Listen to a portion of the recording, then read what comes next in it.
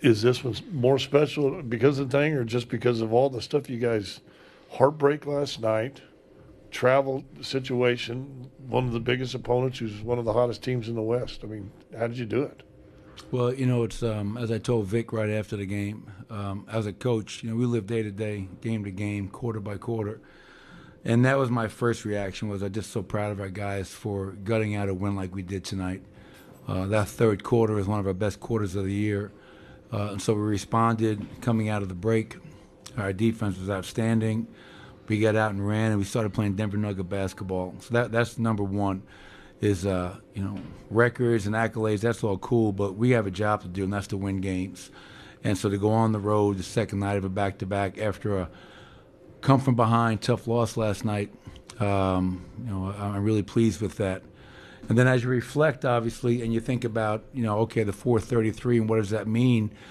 To me, what it means, Scott, is that, I've been really fortunate to work for the Kroenke family, Stan and Josh, and just how wonderful they've been to me and my family. And the best way I can put it is, like, when somebody believes in you, that's powerful. And they have continued to believe in me every step of the way.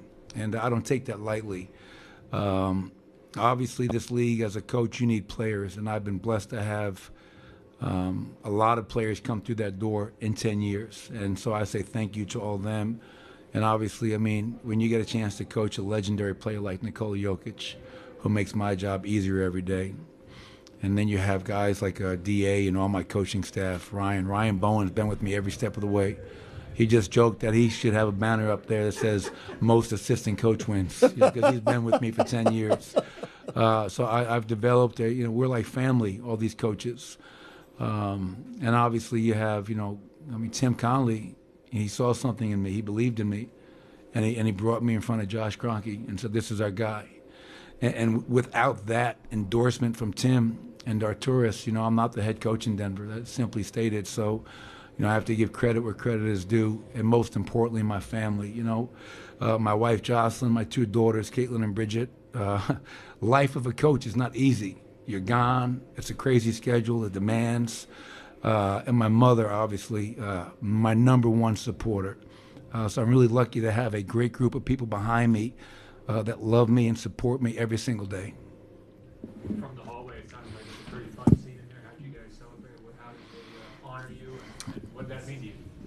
Well, yeah, so I walked in, and, the players, they doused me with water and cooler. And, that's kind of speaks to how connected the group is. And when anybody on our team has success, we all share in that. And we all celebrate it together because we are a family. So that was a really cool experience and moment. Like, life's about moments, as my father would always talk about. And that was a great moment to celebrate with my guys, with our team. And I appreciate that. And we can celebrate because, more importantly, we got to win over a team that's playing well. And we're trying to find our way. Extremely ecstatic. My only regret is that I wish my father was here for it. But I do know that he's looking down with a big smile on his face. Coach, where would you rank this win as a road win or a big win this season? Scott and I were talking about that. Is it the best road win? We thought it was, given the circumstances. Yeah. But road win, what do you think? Well, as you guys know, road wins are always tough to come by. And you go back earlier in the season, I mean, Toronto was a hell of a win. We're down 13 points with 4 minutes to go, and you force overtime and you win. Then we do the same thing in Brooklyn.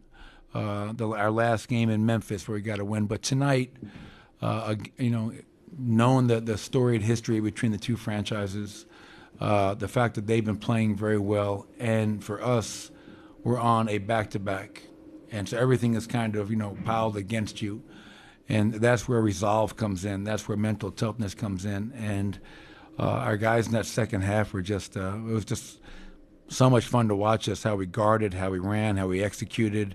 And it was everybody. It wasn't just one player. Everybody contributed. So, yes, this was a hell of a road win for us. And now we got a chance to go home and get ready to protect our home court, which we have to do a better job of.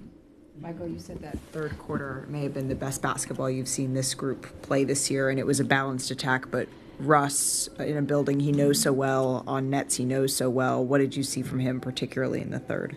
Well, yeah, obviously Jamal gets the elbow poked in the eye, whatever it was, and so he leaves the bench, and we put Russ in, and we didn't miss a beat. That's one thing. Russ and Nicola have great on-court chemistry. Michael Porter, 24 and 11 tonight, 4 assists. I think Michael's playing at a really high level for us. Russ is 14 and 11 off the bench with 7 boards. But to be honest, Malik, it all started with our defense. The message at halftime was, right now, our transition defense is just terrific. And they're just running the ball down our throat, makes, misses, turnovers. We take that away, we force them to play the half court. That's to our favor. And we were able to do that and slow them down. They only had 2 transition points in that third quarter, and that ignited us. Did you want to leave Russ and Nicola in for those triple doubles? It's funny. I have no idea, like what the numbers are. When I make subs, I hate the idea of leaving guys in because you never know what's going to happen. God forbid somebody gets hurt when you're up by 20-something points. Russ has got 200. Nicola's about to pass Magic, I believe, to meet third on the all-time list. They'll get theirs, but I had no idea that it was they were as close as they were. But there's also the integrity of the game and the basketball gods that are always looking down on us. One more. I got a stupid question. No such thing. Okay. 2043. After the news of this past week, you think you'll be around to coach a young 19-year-old that might be eligible to play in the NBA at that time? Yeah, why not? Why not?